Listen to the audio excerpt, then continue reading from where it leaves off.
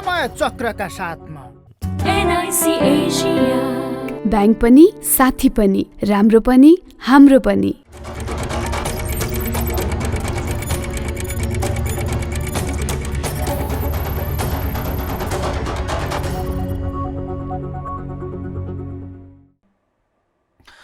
नमस्कार, समय चक्रमा तपाईलाई हार्दिक स्वागत छ दर्शकवृन्द। म सन्तोष बिके थापा। आफ्ना काम बनता भाडमे जाए जनता, नेता र एनसेल बीचको नेक्सस अहिले ठ्याक्कै यस्तै छ दर्शकवृन्द। एनसेलका मालिक सतीशलाल आचार्यको शक्तिको सामु देशका शीर्ष नेताहरू नेतृत्वका पाइन्ट भिजाउने अवस्थामा छन्। होइन भने सतीशलालको एनसेलले सीमा नागेर राज्य लुट्ने सुविधा कहिलेसम्म पाउने?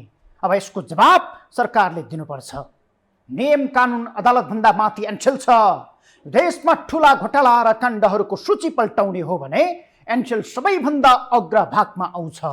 सायद यसले राज्य लुट्न बाँकी राखेको कहीँ कतै कुनै अंश नै छैन। देशका शीर्षस्थ नेताहरूलाई खल्तीमा हालेर पावर सेन्टर कहलाएको एनसेलले टाउको दुखेर सिङ्गापुर पुग्नेहरूको नाकमा रुमाल पुर्याएर खातिरदारी गर्छ। त्यही भएर एनसेलको चास्नीले मुख पुछेकाहरू यसको कालो कर्तुतको विषयमा मुख खोल्नुपर्छ भनेर चिकित्सकको नक्कली सिफारिस देखाएर भोइस रेस्टमा भएको बहानाबाजी गर्न पनि पछि पर्दैनन्। अहिले एनसेलको अर्को लुटमट चाहेको छ एनसेलले। यो सरासर नेपाली जनतामाथिको घोर अन्याय हो। अब पनि बोलिएन भने एनसेलबाट प्रत्येक नेपाली ठगीको शिकार बन्ने छन्। यस्तो व्यथिति र हक्का हक्की नेपालीहरू लुटिएको विषयमा पनि बोलिएन भने प्रत्येक व्यक्तिले अन्न खाएको औचित्य हुने छैन। एनसेलको ठगी रिचार्ज कार्डमाथि यसरी मौलाएको छ कि प्रत्येक 50 रुपैयाँको रिचार्ज कार्ड 7 दिनमा सिद्ध्याउनै पर्ने बाध्यकारी नियम ल्याएको छ। नत्र त्यो पैसा एकाएक तपाईँको मोबाइलबाट हराएर जानेछ। अर्थात् एनसेलले खिच्नेछ र त्यो आफै खानेछ। अब भन्नुहोस् त, एउटा वृद्ध आमा जसले आटो बेचेर एनसेलको सिम किन्दै 50 रुपैयाँको रिचार्ज गरी घर बाहिर रहेका छोराछोरीको हाल खबर बुझ्छिन् र प्रत्येक 50 को रिचार्जलाई 1 महिना पुर्याउने कोसिस गर्छिन्। ती आमामाथि एनसेलको खुल्लमखुल्ला लुट र घोर अन्याय होइन यो? तर यस्तै ग्राहकलाई लुट्ने गरी एनसेलले नयाँ नीति ल्याएको छ। माथि विस्तृतमा हेरौँ रिपोर्ट। बहुराष्ट्रिय नामको एनसेलको राज्य लुट्ने बाहुबली रूपपछि अब जुकाले रगत चुसे जसरी नागरिक चुस्न यसको कालो कर्तुत देखाउँदैछौँ दर्शकवृन्द। हामीले देखाउने यो तथ्यले गणतन्त्रमा पहुँचको प्रभावमा लुटतन्त्रको आतंक मचाउने यस्ता कम्पनीलाई प्रथम दृष्टिमै किन बहिष्कार नगर्ने भन्ने मत बलियो बन्न सक्छ। आमाकोदेखि मामाको समेत लुट्न नछोडेका यस्ता ठग कम्पनीको ग्राहक भएर आफ्नो खल्ती रित्याउनुहुन्छ कि सिमलाई सीमा कटाएर ठगिनबाट जोगिनुहुन्छ? त्यो निर्णयको तजविज यतिकार तपाईँ स्वयंमा निहित हुनेछ। अब एकैछिन समय दिएर यो हेर्नुहोस्। यो एनसेलको रिचार्ज सेक्सन हो, जहाँ कति रुपैयाँ रिचार्ज गर्दा त्यसको हद म्याद अर्थात् भ्यालिडिटी कति दिनको हुन्छ भन्ने सूची राखिएको छ। एनसेल प्रयोगकर्ताले रु 50 देखि 99 रुपैयाँ 99 पैसा अर्थात् 100 रुपैयाँको रिचार्ज गर्दा त्यसको भ्यालिडिटी म्याद 7 दिनको पाउनेछन्। 100 देखि 200 रुपैयाँको रिचार्ज गर्दा त्यसको म्याद 14 दिनको हुनेछ। अर्थात् तपाईँले 14 दिनभित्र 200 रुपैयाँ रिचार्ज गर्नु भएन भने त्यसको म्याद सकिनेछ र पैसा आफै हराएर जानेछ। अर्थात् तपाईँको पैसा अब तपाईँको मर्जीले खर्च गर्ने बाटो लुटेर एनसेलले बन्द गरेको छ र त्यसलाई सुचारू गर्न पुनः 50 रुपैयाँको रिचार्ज गरेर भ्यालिडिटी म्याद बढाउनु पर्नेछ। यहाँ ग्राहकको चाहना र आवश्यकता भन्दा पनि कम्पनीले कुस्त कमाउन जबरजस्ती रूपमा खाए खा नखाए घिचको शैली अपनाएको छ। 200 देखि 300 रुपैयाँको रिचार्ज गर्दा ग्राहकले 28 दिनको म्याद पाउनेछन्।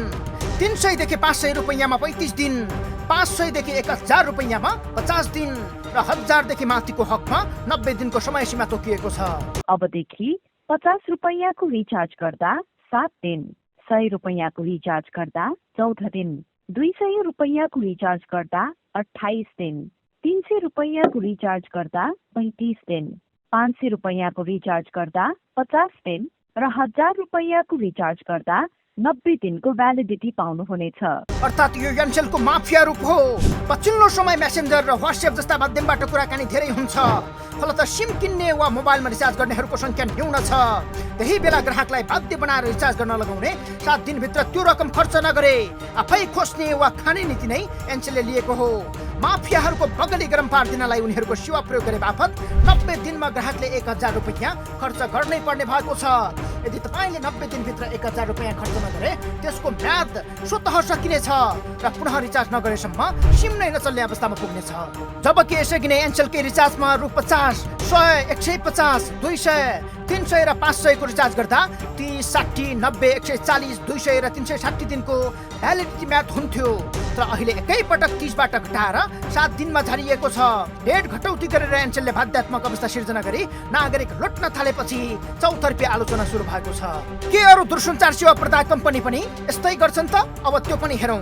नेपाल सरकारको माताहतमा रहेको नेपाल टेलिकमलाई निरुत्साहित पार्दै आफूलाई अब्बल दाबी गर्ने निजी नामको लुटेरा एनसेल र नेपाल टेलिकम बीचको यो फरक हेर्नुहोस्। नेपाल टेलिकमले 50 रुपैयाँको रिचार्ज गर्दा त्यसको भ्यालिड डेट 30 दिनको तोकेको छ। 100 रुपैयाँको रिचार्ज गर्दा 60 दिन, 200 रुपैयाँको हकमा 140 दिन, 500 रुपैयाँको रिचार्ज गर्दा 360 अर्थात् झन्डै 1 वर्ष र 1000 को रिचार्ज गर्दा 730 दिनको म्याद हुने सुविधा दिएको छ। एनटिसी प्रयोगकर्ताले 1000 रुपैयाँ 2 वर्षभित्र मजासँग प्रयोग गर्न पाउँछन् र एनसेल प्रयोगकर्ताले 1000 रुपैयाँको रिचार्ज गर्दा 3 महिनाभित्र खर्च गर्नै पर्ने बाध्यकारी अवस्था ल्याएको छ। एउटा सामान्य कुरा के पनि हो भने नागरिकले आफ्नो पैसा, आफ्नो सम्पत्ति वा आफ्नो जायजथा जे छ त्यो आफ्नो खुसीले खर्च गर्ने हो। तर एनसेलमा आफ्नो मन खुसीले होइन, लुटेराहरूले निगाहमा दिएको समयभित्र जबरजस्ती सक्नुपर्ने बाध्यकारी व्यवस्था गरिएको छ। अब यो घटनाले नेपाल टेलिकमलाई व्यवस्था गर्दा निजी नामका यस्ता शून्य जसरी मोटाएका माफिया कम्पनीलाई कति दिनसम्म पोस्ने भन्ने गम्भीर सवाल खडा भएको छ। अब केही उदाहरण हेरौँ। एनसेलमा 100 रुपैयाँ रिचार्ज गरेर जोहो गर्दै पटक पटक छोराछोरीसँग 1 महिनासम्म बोल्ने आमाले अब 1 हप्ताभित्रै बोलेर सक्नुपर्ने छ, किनकि आमाको थैलोमा टमक्क पैसा हुँदा माफियाहरूको खल्तिरिएपछि यस्तो बाध्यात्मक अवस्था सिर्जना गरिएको छ, जसलाई हामीले भ्यालिडिटी डेट घटाएको भनेर बुझिदिनु पर्ने छ। नागरिकको खल्तिरित्याएर आफ्नो कुबेरको जस्तो भण्डार बनाएका यिनीहरूको कालो धनको साम्राज्यमा कमी आएपछि सायद अहिले नागरिकमा र बाध्यकारी व्यवस्था सिर्जना गरिएको छ। यसले पनि अब यिनीहरूले सेवा र व्यापारका नाममा चलाएको धन्दाबाट हात झिकेर गतिलो झापड दिनु बाहेक नागरिकसँग अर्को विकल्प नहुन सक्छ।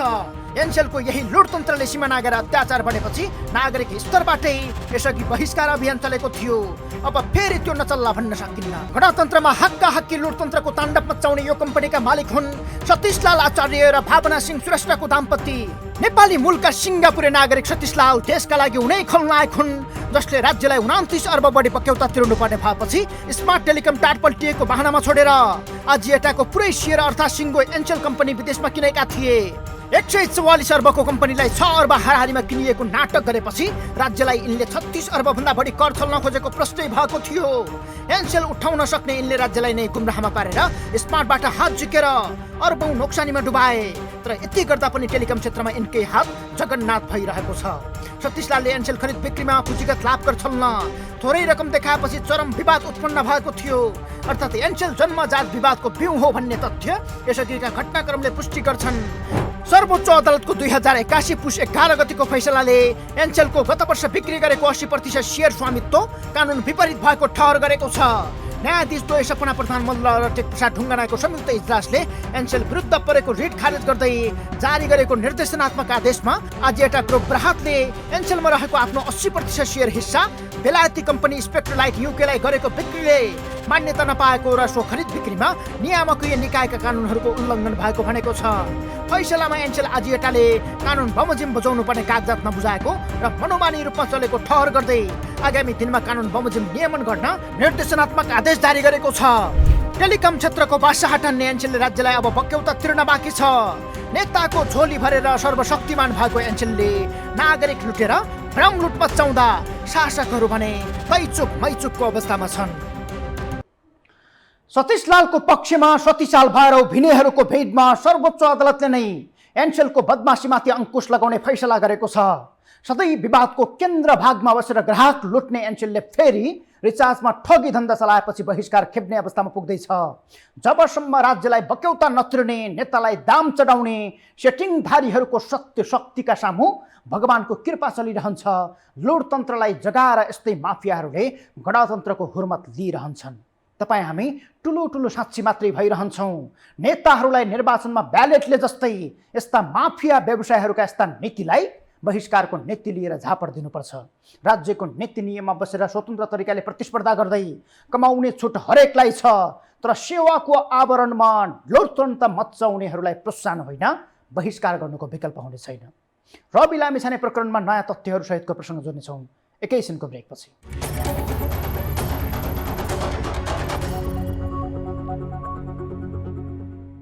आफूले भन्दा मात्रै होइन अरूले बोल्दा पनि सुन्न मन नलाग्ने विषय भन्दैछ सहकारी ठगी। सायद त्यही भएर पनि यो राज्यको प्राथमिकतामा कहिले प्रधान भएन। अहिले सहकारी पीडितले बचत कहिले फिर्ता पाउँछन् भन्दा पनि रवि छुट्छन् कि थुनामा जान्छन् भन्ने विषय सबैका लागि महत्त्वपूर्ण बन्दैछ। तर खुकुरीको चोट अचानोलाई थाहा हुन्छ, जति रवि थुनिदा उनका समर्थकको मन भत्भत्ती पोलेको छ। रगत पसिनाको पाई पाई कमाई सुरुलम्मा डुबेर उपचार नपाई छटपटाएर प्राण त्याग्न बाध्य बनेकाहरूको आत्माले समेत शान्ति पाएको छैन। यो पीडाबाट जुन परिवार गुज्रिरहेका छन् उनीहरूको घाउमा मलम लगाउने काम राज्यको होइन। बहस र ध्यान पीडितको पीडातिर केन्द्रित हुनुपर्नेमा थुत्ने थुन्ने र त्यसपछि शून्यतर्फ केन्द्रित छ। फलत रवि छवि र जीवीहरूले जुनसुकै बेला राजनैतिक दाउपेच लगाएर यो मामिलाबाट मुक्ति पाए भने पनि धेरै अनौठो नमान्दा हुन्छ। त्यसो भए अहिले बाहिरिएका प्रमाणलाई चिर्दै न्यायालयबाट रवि हिरासत मुक्त भए त्यसको असर र प्रभाव के होला, माथि विस्तृतमा हेरौँ रिपोर्ट। न्यायको तराजुमा सबुत प्रमाणको ठेली हालेर जोक्ता सम्मानित अदालतबाट आउने फैसला एउटा पक्षका लागि सोचेको खोजेको र रोजेको भन्दा बिल्कुल फरक हुनेछ। सिद्धान्ततः दुवै पक्षलाई लाभ हुने गरी फैसला पक्कै आउँदैन। यदि यस्तो अवस्था आए त्यो मुद्दा नै बन्दैन भन्ने मान्यता छ।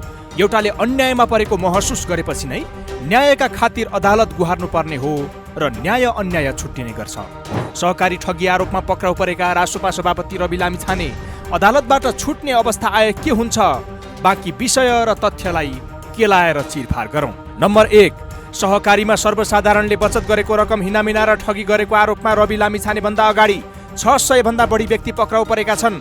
नेपाल प्रहरीको तथ्याङ्क अनुसार पछिल्लो 2 वर्षमा मात्र 346 जना पक्राउ परेका छन्। पक्राउ परेका मध्ये कतिपयले सजाय काटिरहेका छन्। यदि रवि लामिछाने धरौटी वा तारेखमा छुट्ने अवस्था आए अरूलाई पनि छुट्ने बाटो खुल्नेछ। रविको मुद्दा अहिले कास्की जिल्ला अदालतमा अभियोजन भएर थुन्चेक बहसको पर्खाइमा छ। नम्बर 2, रविमाथि ठगी, सङ्गठित अपराध र सम्पत्ति शुद्धिकरण सहित 3 कसुरमा माग दाबी राखेर मुद्दा दर्ता गरिएको छ। यसका बावजुद कास्की जिल्ला अदालतले उनलाई बाहिरै बसेर मुद्दा लड्ने सुविधा दिएमा रविले सर्वोच्च गएर आफ्नो सांसद पद जोगाउने बाटो खुल्नेछ। अहिले उनको सांसद पद निलम्बनमा छ। नम्बर 3, रविमाथि आधार प्रमाण हेरेर सम्मानित कास्की जिल्ला अदालतले धरौटी वा तारिखमा छोडेर बाहिरैबाट मुद्दा लड्ने सुविधा दिएमा रविमाथि राज्यको प्रतिशोध हो भन्ने कुराको पुष्टि हुनेछ। अहिले रविमाथि राज्यले प्रतिशोध साधेको भाष्यमा बल पुग्ने गरी रासोपा सहित अन्य दलको पनि समर्थन जुटेको छ। रवि लामिछाने पनि गृहमन्त्री हुँदाखेरि केही धरपकडहरू भएका थिए र कतिपय धरपकडका प्रचारहरू पनि भएका थिए। भागदौडको स्थिति पनि त्यहाँ उत्पन्न भएको थियो। त्यसबाट असह्य भएर जो त्यति बेला लक्षित भएका थिए तिनीहरूले साधेको यो प्रतिशोध हो। नम्बर 4, कास्की जिल्ला अदालतले रविलाई सत्तामा नरहेको र प्रमाण लोप गर्ने अवस्थामा नरहेको अर्थमा मूल्याङ्कन गरेर छोडे। रवि युवा रासोपाका लागि कास्कीको नजिर, अन्यत्र 4 जिल्लाको न्यायालयबाट आउने फैसलाका लागि दरिलो नजिर बन्न सक्छ। तथापि तत्तत स्थानमा न्यायालयले आधार प्रमाण हेरेर न्यायाधीशले रातो कलम चोप्न सक्नेछन्। कास्कीकै फैसला लागू हुनुपर्छ भन्ने बाध्यकारी हुने छैन। नम्बर 5, थुन्चेकबाट जोगिएर रवि छुटे। संसदमा माओवादी र रासोपाको जबरजस्त नम्बरी जोडी प्रतिपक्ष बन्न सक्छ, किनकि रविको बचाउ र सरकारको विरोधमा माओवादीले पछिल्लो समय पुरापुर खपत गर्दै आएको छ। नम्बर 6, अदालतको आदेशबाट रवि छुटे समीकरण फेरबदलसम्मको कोसिस हुन सक्ने कुरालाई नकार्न सकिँदैन। माओवादीले समेत काङ्ग्रेसले सत्ता सहकार्यका लागि आफूसँग कुरा गर्न खोजेको खुलासा गरेको छ। प्रधानमन्त्री केपी शर्मा ओलीले प्रश्न बिना नै सरकारको आयुका विषयमा उत्तर दिँदै हिँड्नुले पनि केही खिचडी पाकेको संकेत गर्छ। यही बेला रविले छुटको सुविधा पाए पुरापुर खेल्न सक्छन्, किनकि राज्यले प्रतिशोध साधेको अर्थमा रवि घाइते बाघ भएर बसेका छन्। नम्बर 7, रवि छुटेर प्रचण्डले एउटै बास्केटमा हालेर सत्ताको बार्गेनिङ गरे। एमाले वा काङ्ग्रेस जोसुकैसँग पनि मित लगाउन सक्छन्। यदि त्यस्तो अवस्था आएमा सत्ताबाट रिङ आउट हुने काङ्ग्रेस वा एमाले 2 मध्ये एकका लागि प्रचण्ड र रवि सहितको सत्ता यात्रा घातक हुन सक्छ। प्रचण्डले गिरिबन्धु टी स्टेट घोटालाको फाइल खोलेरै छाड्ने दोहोर्याएका छन्। सोमबार प्रधानमन्त्री ओलीको गृह जिल्ला झापा पुगेर उनले गिरिबन्धु, यति, ओम्नी, व्हाइट बडी लगायतका ठूला फाइल खोलेर छोड्ने धम्की दिएका छन्। ओली तह लगाउने यो मौका भेटे रविले झन् न्वारनको बल निकालेर फाइल र फायर एकैपटक खोल्नेछन्। प्रचण्डले आइतबार पनि गिरिबन्धुका विषयमा फायर खोलेका थिए। गिरिबन्धुको फाइल खुल्ने छ। ओम्नीमा भएको भ्रष्टाचार छोडिने छैन। व्हाइट बडीको भ्रष्टाचार छोडिने छैन। र यो सबैको निम्ति माओवादी केन्द्रलाई बलियो बनाउन जरुरी छ। हेर्नु होला, अर्को पटक माओवादी नम्बर 8, यी सबै कुराको मैजरो गर्न सके रविले पार्टीको महाधिवेशन गराउनेछन्। रवि बाहिरिए बिना प्रमाण आफूलाई निमोठ्न थुनिएको अर्थमा नागरिकमा परेका भ्रम चिर्ने र थप सशक्त भएर उदाउने मौका रासोपाले पाउनेछ। तर रवि जीवी र छवि सहितका सहकारी अपचलनमा जोडिएकाको आधार प्रमाणले रविलाई तत्काल उन्मुक्ति दिने अवस्था न्यून छ। रविले आफू निर्दोष भएको भन्दै जति नै छाती पिटे पनि प्रमाणले उनको ओठ मुख सुकाएको छ। न्यायालयले रविको अनुहार नभई सबुत हेरेर निर्णय लिने भएको हुँदा पीडितले न्याय पाउनुपर्ने विषयलाई प्रधान मानिएको छ। तर रवि थुनिए पनि वा छुटे पनि सहकारी पीडितको पैसा फिर्ता नपाएसम्म न्याय मिल्ने छैन। विगतमा युनिटी लाइफ इन्सुरेन्समा नागरिकको यसै गरी पैसा फसेको थियो, जुन पैसा अहिलेसम्म सरकारले फिर्ता गर्न सकेन। वेस्टर्न डेभलपमेन्ट ब्याङ्कको ठगी त्यस्तै थियो। क्यापिटल मर्चेन्ट ब्याङ्कले सयौं नागरिकको ठिबास लगायो, कति घरबार विहीन भए। सिङ्गो गाउँनै नक्कली रिडी बनाएर सञ्चालकले पैसा अपचलन गरे। नक्कली रिडीहरू जेल सजाय काटे। ठगहरू अहिले पनि विदेशमा आरामको जिन्दगी बाँचिरहेका छन्, तर सरकारले पैसा फिर्ता गर्न सकेन। न अनाहकमा जेल सजाय काटिरहेकाहरूलाई क्षतिपूर्ति दिलाउन सक्यो। अहिले करुणाले विकास ब्याङ्क डुबेको छ, त्यसमा रहेको बचत कसरी सरकारले फिर्ता गराउँछ भन्ने पनि ठुलो अन्यलता छ। सहकारीकै 88 अर्ब रुपैयाँ ठगहरूले खाएको तथ्य संसदीय छानबिन समितिले बाहिर ल्याएको छ। त्यसमध्ये 1 रुपैयाँ पनि फिर्ता गर्नेतर्फ आजका मितिसम्म सरकारले एक सुक्को उपलब्धि हात पारेको छैन। यसर्थ विगतमा पनि यस्तै मुद्दामा रवि जस्ता धेरै पात्रहरू पक्राउ परे, जेल बसे, निस्किए, तर यथार्थमा पीडितहरूले आफ्नो पैसा फिर्ता पाएको उदाहरणै छैन। यहाँ पनि पैसा फिर्ता नभएसम्म असली न्याय कसैले पाउने छैनन्। नुवाकोटको शेरा दरबार प्रचण्डका सोकिएको कब्जामा गएको प्रसङ्गबारे विस्तृत प्रसङ्ग जोड्नेछौँ एकैछिनको ब्रेकपछि।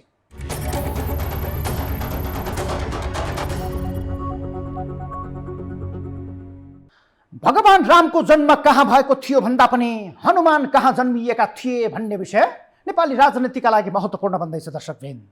किनकि राजनैतिक दलका हनुमानहरूले मच्चाएको आतंक हेर्दा शङ्कै नगरी हनुमान यही देशमा जन्मिएको हुनुपर्छ भन्दा फरक पर्ने अवस्था छैन।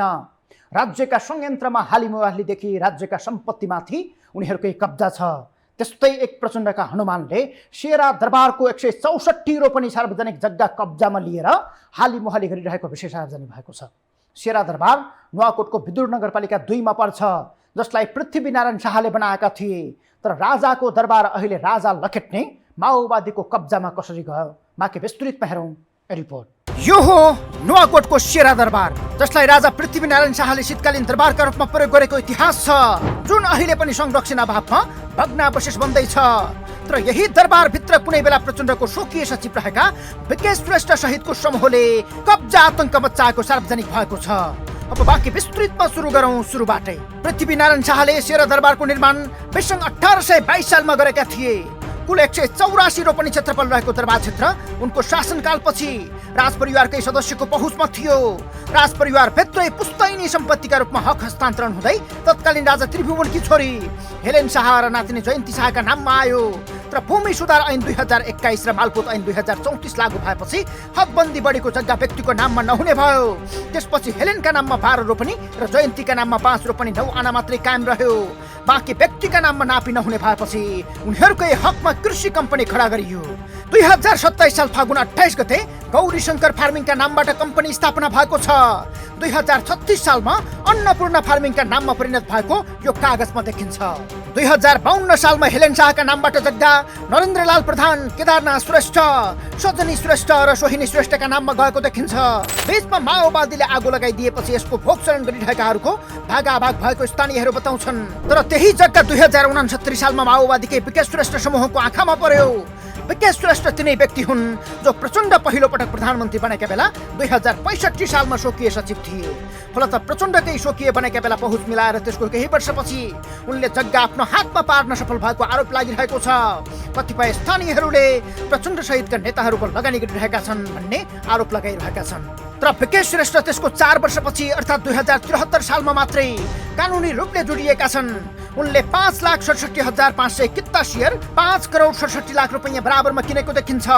2080 मङ्सिर 10 मा आएर विकेशकै छोरा मनोबल र अजय कुमार सूर्य वंशी गरी 3 जनाका नाममा अन्नपूर्ण फार्मिङको सबै स्वामित्व आएको छ। 11 करोडको सेयर खरिद बिक्री भई 164 रोपनी 13 आना 2 पैसा 2 दाम जग्गा अहिले विकेशकै परिवारको स्वामित्वमा आएको छ। जबकि यो जग्गा प्रति भन्ने उल्लेख छ। प्रति भनेको स्वतः सरकारी स्वामित्वमा आउने जग्गा हो। 2063 सालपछि यो जग्गा नेपाल ट्रस्टका नाममा आउनु पर्ने हो, तर अहिले माओवादी नेताका नाममा आएको छ। तर उनीहरूको कब्जा कहाँ आएर सार्वजनिक भयो भने उनीहरूले यही जग्गालाई प्लटिङ गरी बेच्ने योजना बनाए। त्यसका लागि केही व्यक्तिहरूबाट पैसा समेत उठाए। तर सरकारी स्वामित्वको जग्गा नै प्लटिङ गरी बेच्न थालेको सूचना पाएपछि सिआइबीले 4 महिना अघिदेखि नै अनुसन्धान सुरु गरेको थियो। सिआइबीका अनुसार 2044 सालदेखि नै विकेश श्रेष्ठले भोगचलन गर्न थालेको खुलेको छ। यो तथ्यले उनी प्रचण्डको पिए भएपछि मात्रै कानुनी रूपमा आफ्नो नाममा ल्याउने प्रयास सुरु गरेको देखिन्छ। अहिले सिआइबीले जग्गा सरकारले जफत गर्नुपर्ने सिफारिस सहित सरकारलाई शुक्रबार मात्रै प्रतिवेदन बुझाएको छ।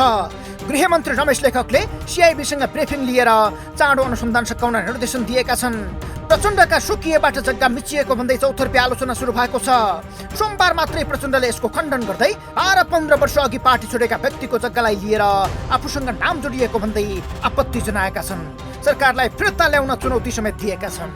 हाम्रो पार्टीबाट झन्डै 12-15 वर्ष अगाडि पार्टी छोडिसकेका मान्छेको जग्गाको विषयलाई ल्याएर माओवादीसँग बसेको मान्छेको जग्गा र त यो भनेर सेना दरबारको कुरा नुवाकोटको ल्याइएको छ। यो भन्दा लाजमर्दो, यो भन्दा बेइमानीपूर्ण कुरा केही हुनै सक्दैन। किरण बज्राचार्य सिआइबीको नेतृत्वमा हुँदा नै यो जग्गा अपसलनका विषयमा अनुसन्धान अघि बढ्न खोजेको थियो, तर माथिबाट दबाब आएपछि रोकिएको विषय पनि स्रोतले बताएको छ। जति बेला सरकारको नेतृत्वमा प्रचण्ड थियो भने गृहमन्त्री नारायण काजी श्रेष्ठ थिए। यही दरबारमाथि द्वन्द्वकालमा माओवादीले र पार्टी विभाजनपछि 2069 सालमा वैद्य समूहले र त्यसपछि विप्लव समूहले समेत झण्डा गाडेर कब्जा गरेको दावी गरेका थिए। तर त्यसपछि यो जग्गा कुनै बेला माओवादीकै केन्द्रीय सदस्य रहेका र प्रचण्डको सोखिए समेत बनिसकेका व्यक्तिकै नाममा आउनु भने शङ्कास्पद बनेको छ। अर्थात् यसमाथि अनुसन्धान अपरिहार्य बनेको छ। हिजो राज परिवारका सदस्यहरूले हदबन्दीबाट लुकाउन कम्पनीमा परिणत गरेको जग्गामाथि नै भोगा दिखार गरेका थिए। त्यसपछि माओवादीहरू सोही शैलीमा अघि बढेको देखिन्छ। फलत यो ऐतिहासिक थलोमा जुन खाले भूमाफियाकरण भएको छ त्यसमा जोडिएका हरेक पात्र अथवा हरेक नेतादेखि नामसारी गर्ने कर्मचारीसम्मलाई अनुसन्धानको दायरामा ल्याएर कारबाही गर्नुपर्ने आवश्यक देखिन्छ। हौस् त, समय चक्र आजलाई यति नै। बिदा हुन्छौँ। नमस्कार।